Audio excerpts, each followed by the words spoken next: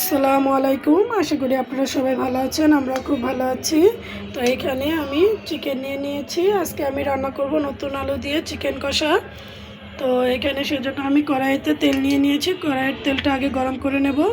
তো কেএস দেওয়ান ব্লগে আপনাদের সবাইকে স্বাগতম। যে যেখান থেকে আমার ভিডিওটি দেখছেন, ভিডিওটি ভালো লাগলে অবশ্যই একটি লাইক, কমেন্ট, শেয়ার এবং সাবস্ক্রাইব করে সাথেই থাকবেন। তো এখানে তেলটা গরম হতে দিয়েছি। তেল গরম হলে একে একে এখানে আমি সব মশলা দিয়ে দিচ্ছি।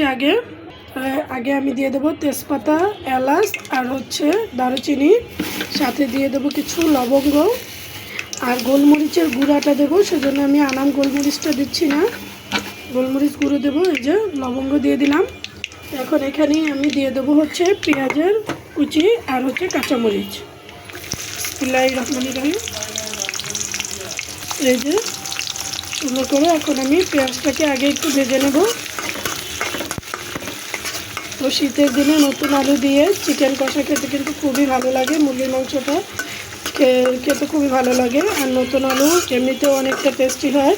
তো আমার আলু দিয়ে মুরগির মাংস খেতে খুবই ভালো লাগে। আপনাদের কেমন লাগে অবশ্যই আমাকে কমেন্টের মাধ্যমে জানাবেন। তো আমি একটু ভালো করে পেঁয়াজটা ভেজে নিই। তো বাচ্চারা পড়তে বসেছে, ওদেরকে একটু আমি দেখে আসি এখানে ভাজাটা হোক। তো এখানে লাল লাল করে আমার পেঁয়াজটা ভাজা হয়ে গেছে। এখন আমি একটু গ্রেভি করার জন্য পানি দিয়ে দেবো। একটু পরিমাণে পানি দিয়ে দিলাম। এখন আমি এখানে আদা রসুন আর জিরা বাটা পরিমাণ মতো আগে দিয়ে দেবো। তো বেশি আমি মশলা দেব না, অল্প মশলাতেই রান্না করব চিকেনটা। কারণ বেশি মশলা, হেভি মশলা দিয়ে খাবার খেতে খেতে কিন্তু এখন অ্যাসিডিটির পরিমাণ অনেক বেড়ে গেছে। যেহেতু ডায়েটও কন্ট্রোল করতেছি, তাই অল্প মশলা দিয়েই খাবার খাবো। তো দিয়ে দিচ্ছি লবণ,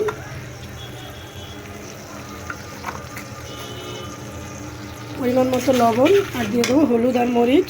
তো হলুদ আর মরিচ দিয়ে দিয়েছি। তো গোলমরিচের গুঁড়া আমি আরও পরে দেবো, এখনই দেবো না। তো মশলাটাকে একটু কষিয়ে নিই ভালো করে। তো দেখেন মশলার রঙটা কত সুন্দর হয়েছে একদম। এখন আমি হাত দিয়ে ছেঁকে ছেঁকে গোস্তগুলো দিয়ে দেবো। একটু বড় বড় দুটো রামের পিস পড়ে গেছে। এখন আমি নাড়াচাড়া দিয়ে ঢাকনা দিয়ে ঢেকে দেবো। আর কিছুক্ষণের জন্য ঢাকনা দিয়ে দেবো। এখন আমি এখানে কোনো পানি দেবো না। এমনিতেই ফার্মের মুরগি থেকে প্রচণ্ড পরিমাণে পানি বের হবে, আপনারা দেখতেই পারবেন। আমি এখন ঢাকনা দিয়ে ঢেকে দিচ্ছি। আর এই পাশে এই আলু তিনটে আমি এখন সুন্দর করে কেটে নেব। মশলাগুলো আলু তিনটে বেশি দেবো না, এই মশলার মধ্যেই আমি আলুটা দেবো। সেজন্য আমি তাড়াতাড়ি আলুগুলো কেটে নেব। তো এই যে আমি কষানো মাংসটা একটু নাড়াচাড়া দিয়ে এখানে আমি এখন নতুন আলুগুলো দিয়ে দেবো।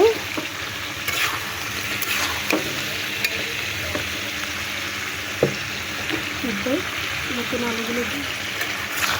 আলুটা দিয়ে এখন আমি আবার ঢাকনা দিয়ে ঢেকে দেবো। তো মাংসটা এই পর্যায়ে একটু সাদা সাদা দেখা যাচ্ছে, কিন্তু একটু পরেই দেখবেন যখন কষানো হয়ে যাবে তখন কিন্তু আর এইটা এত পরিমাণে সাদা সাদা দেখা যাবে না। তখন রঙটা একদম সুন্দর চলে আসবে। আর যেহেতু মরিচও অল্পই দিয়েছি, তো সেজন্য অত লাল হবে না। তো এই যে কষানোর মধ্যে আমি একটু নাড়াচাড়া দিয়ে দিচ্ছি। এখন আমি আর ঢাকনা দিয়ে নাড়াচাড়া দেবো না। এখন আমি এভাবে রেখে কিছুক্ষণ নাড়াচাড়া দিয়ে একটু ঝোল দিয়ে দেবো। এখন এভাবে কিছুক্ষণের জন্য নাড়াচাড়া করবো।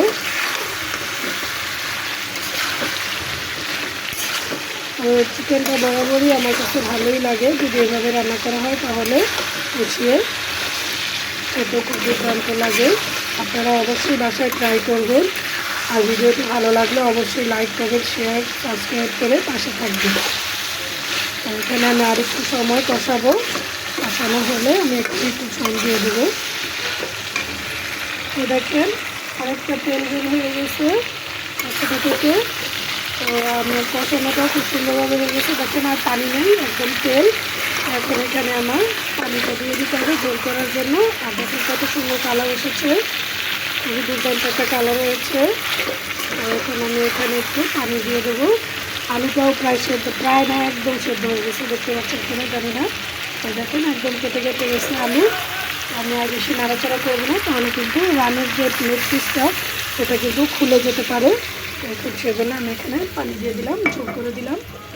তো এই ঝোল করে দেওয়া আরেকটু পরিমাণে ঝোল দেবো। ঝোল একদম অল্প হয়ে গেছে, আর একটু ঝোলটা দেবো, যেহেতু আমি কষা করব তো সেজন্য সামান্য পরিমাণে ঝোলটা রাখবো, কিন্তু সেজন্য আরেকটু লাগবে, মাখা মাখা হবে কিন্তু আরেকটু ঝোল লাগবে। তো এই যে একদম ঝোলটা দিয়ে দিয়েছি।